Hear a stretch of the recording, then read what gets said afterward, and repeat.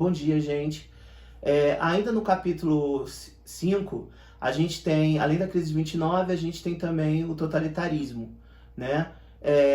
Que vai ser os regimes totalitários da Europa do entre guerras, entre a Primeira Guerra e a Segunda Guerra Mundial.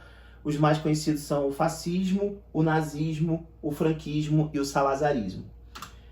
O que quer dizer totalitarismo? Termo utilizado para designar regimes políticos autoritários capazes de controlar o Estado, né? Então, todos aqueles regimes políticos ditatoriais que surgiram na Europa no período entre guerras, eles vão ser chamados de totalitários. E dependendo da região onde ocorreram, eles vão levar o nome do seu líder ou de uma bandeira que carregam. Então, quando vocês escutarem fascismo, nazismo, franquismo, salazarismo, nós estamos nos referindo ao totalitarismo, a um regime totalitário, a um grupo que defendia algumas coisas, né? Essas coisas são os seguintes: o nacionalismo extremo, todos eles defendem a nacionalidade acima de tudo, né? A censura, né? Eles não querem a livre comunicação, eles não querem os jornais livres, os meios de comunicações falando o que pensam, né? Eles censuram tudo. Propaganda é a base de todos os regimes totalitários, né? Uma boa propaganda. Todos os líderes desses regimes, desses partidos, eles se cercaram de grandes marqueteiros para fazer uma propaganda eloquente, né? Que exalte principalmente a pátria e os ideais deles.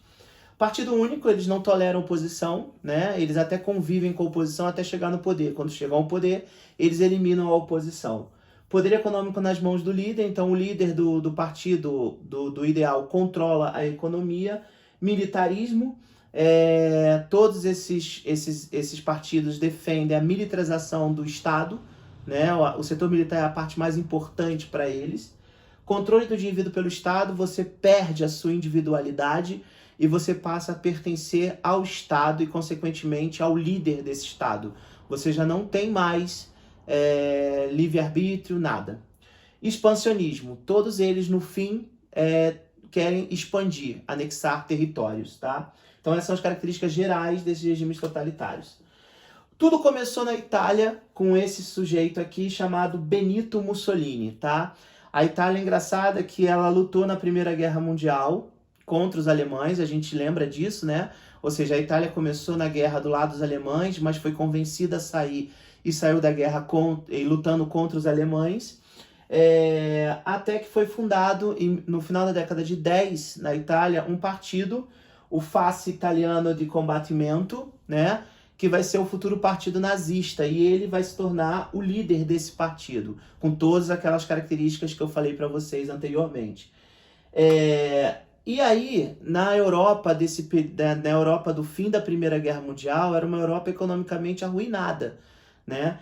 E assim, havia um cenário onde a classe operária, onde a classe trabalhadora estava optando em votar nas eleições democráticas que tinha na Itália, assim como também vai ter na Alemanha, estavam optando em votar em grupos em partidos comunistas, né? O exemplo da União Soviética, da bem-sucedida Revolução Russa, era um exemplo a ser seguido para essa classe operária.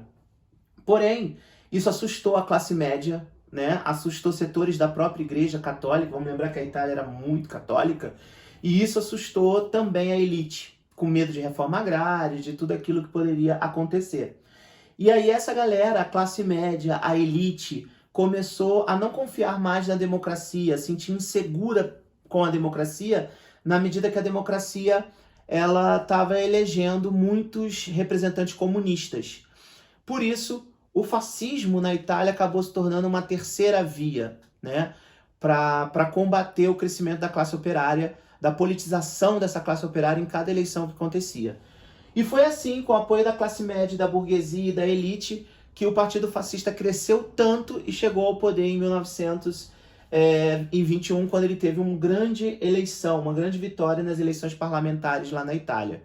E aí foi um prato cheio para Mussolini tomar o poder. Como está aqui no slide, a cronologia, em 1922, ele convocou os camisas negras. Quem eram os camisas negras? Eram os fascistas, seguidores do ideal do partido, a marcharem sobre Roma. Então eles saíram de todos os cantos da Itália vestindo uma camisa negra, por isso eram conhecidos como camisas negras, e marcharam até Roma, a capital. E aí tomaram o poder da monarquia romana. Tá? Mussolini acabou se isolando no poder. Em 1923, ele se transforma no Duce, ou seja, no primeiro-ministro da Itália, com poderes totalitários. Em 1929, ele faz a Carta del Lavoro, que é tipo a regulamentação das leis trabalhistas, mas vale lembrar que os trabalhadores estão subjugados a ele, né? Estão subjugados ao governo de Mussolini. Perseguições vão começar a ocorrer, a oposição vai ser calada, a censura vai comer solto nos meios de comunicações, e Mussolini vai ficar no poder até o fim da Segunda Guerra Mundial. Vale lembrar também, a título de curiosidade, que em 1929 ele assina o Tratado de Latrão com o Papa Pio XI e consegue solucionar a questão romana, né? A questão romana era uma briga da igreja com o Estado italiano. A igreja não reconhecia o Estado italiano e o Estado italiano não reconhecia a autonomia da igreja naquela região chamada Praça de São Pedro. Até que Mussolini conseguiu fazer um acordo e criou-se um Estado dentro da Itália, chamado Estado do Vaticano.